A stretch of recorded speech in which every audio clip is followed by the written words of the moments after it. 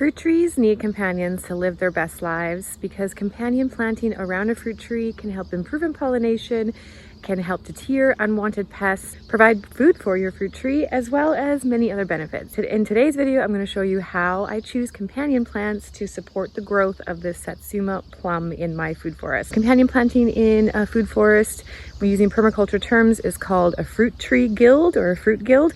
And that's what today's video is about. So let's get to it. Okay, just to make sure this video isn't super long, I've already planned what I want to plant in my fruit tree guild and I have labeled it all here.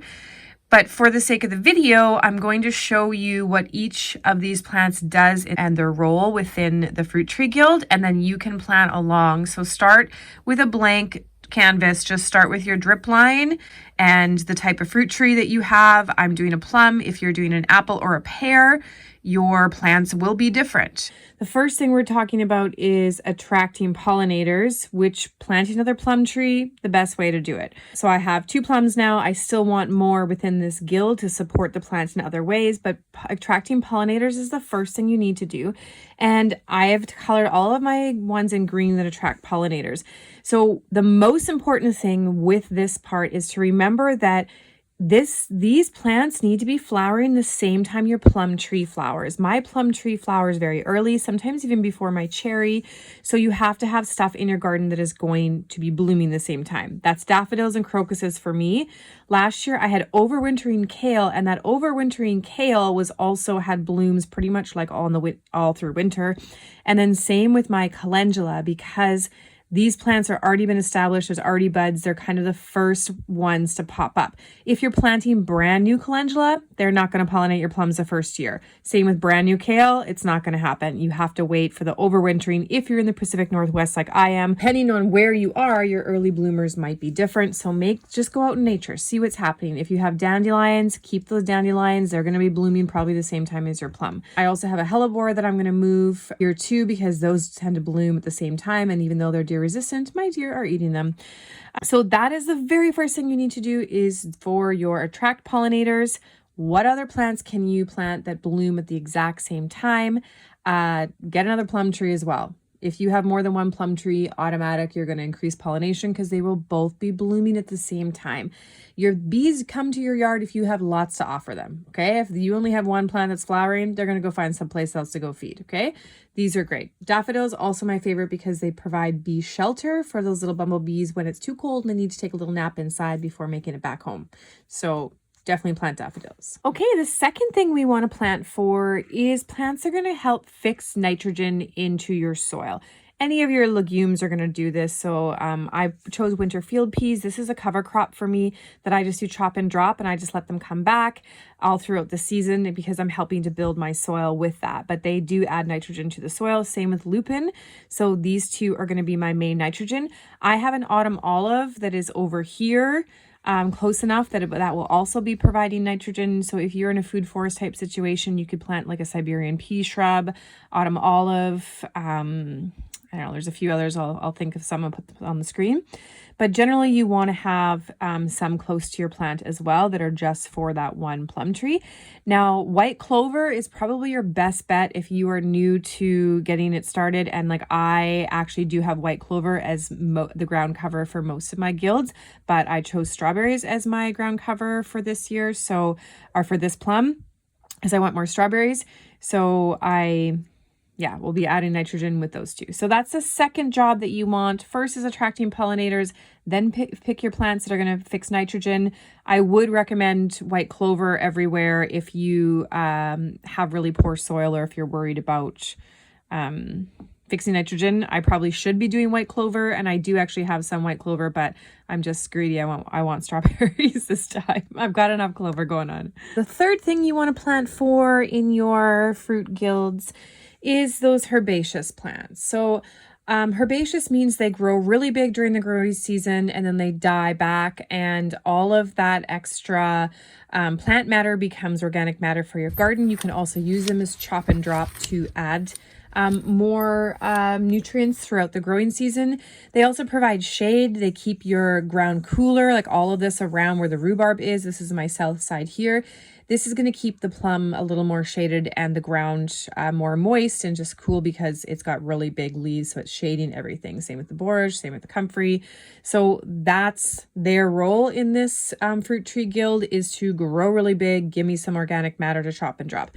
Obviously, winter field peas also do that. Lupin also works that way. The whole idea with permaculture is like you're looking for plants that have stacking functions, more than one purpose. You want to put these plants in that can do multiple jobs. Okay, so that's the third thing you're planting for, herbaceous plants. Okay, the next one, number 4, is defenders. You're going to want those plants that defend your other plants. So what they're doing is they are deterring bad insects. So anything that's like super smelly, like my Egyptian walking onions, I have perennial onions here, your garlic chives, nasturtiums act as a trap crop, marigolds deter lots of other insects, and then like thyme. I've also included my bee balm because that will attract beneficial insects. So anything, this could actually be called like, I don't know, insecticide plants, like ones that attract good insects and deter bad insects. But in this case, I've just called them defenders because they're the ones that I want to make sure are doing like organic pest control for me. Okay, so these are the main 4 jobs we want plants in a fruit tree guild, companion plants that are going to have jobs to do within that. So that is attracting pollinators, fixing nitrogen. Herbaceous is providing shade and organic matter and just different kind of height and beauty. And then those defenders that are going to help with organic pest control. Now, another thing to remember with the fruit tree guilds is we are trying to mimic a real forest. So forests have about 7 layers with them that makes them these healthy ecosystems. So your fruit tree guilds within your food forest should try to mimic nature as much as possible by having those different layers. So with those 7 layers, the first layer is like your canopy. So my plum tree is going to be my canopy. It's going to be the tallest tree pretty much in my food forest. I do have a couple nut trees, but these are mainly them. Okay, then I want my shrubs. Those are my white currants right here, the shrub layer. They're kind of like herbaceous plants, but not really because they don't die down to nothing. Like think of rhubarb, it dries back to like nothing. Comfrey dries back to nothing. So white currants, they lose their leaves, but they're not, their bushes are still being big and they're still taking up space.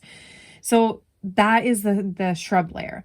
Then you have your herbaceous layer, which we've got that in there.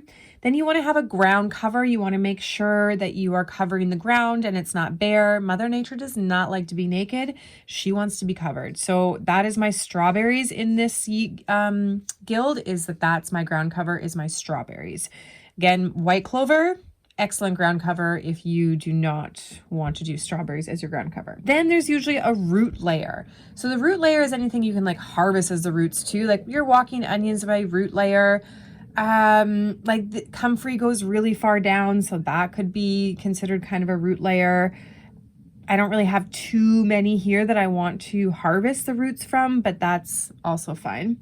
Then the forests usually have a vine layer. I'm not including a vine layer in this one for many reasons. One, because the tree's too young, and vines in the forest, actually their job is to kind of take down other trees to make light in the forest, and I don't want them to be killing into my fruit trees. I have a grape over here, and I actually have something over here as well. What is that? Kiwi berry, but growing up trellises, not on my plum. And then you want that mycelium layer. So I will actually add in some, I should draw those little guys.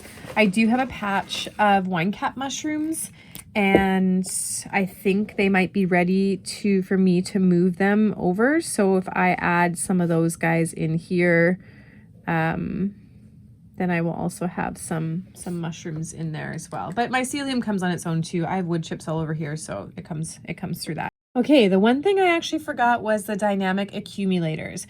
Now, dynamic accumulators have really deep tap roots, and they're called dynamic accumulators in permaculture because they pull up nutrients from the deep into the ground, and then it gets in those leaves. So comfrey is my dynamic accumulator, as well as like borage, like rhubarb could even be considered because it has a pretty deep tap root too.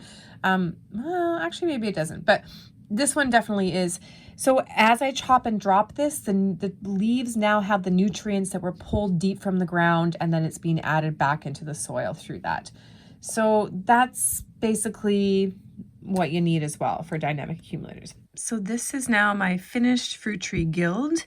I actually added some yarrow in because I have a lot in my garden that I can move around, and that is like attracts some beneficial insects that will help to defend and eat other insects, so it's in the defenders list. And yeah, that is basically how I planned my fruit tree guilds.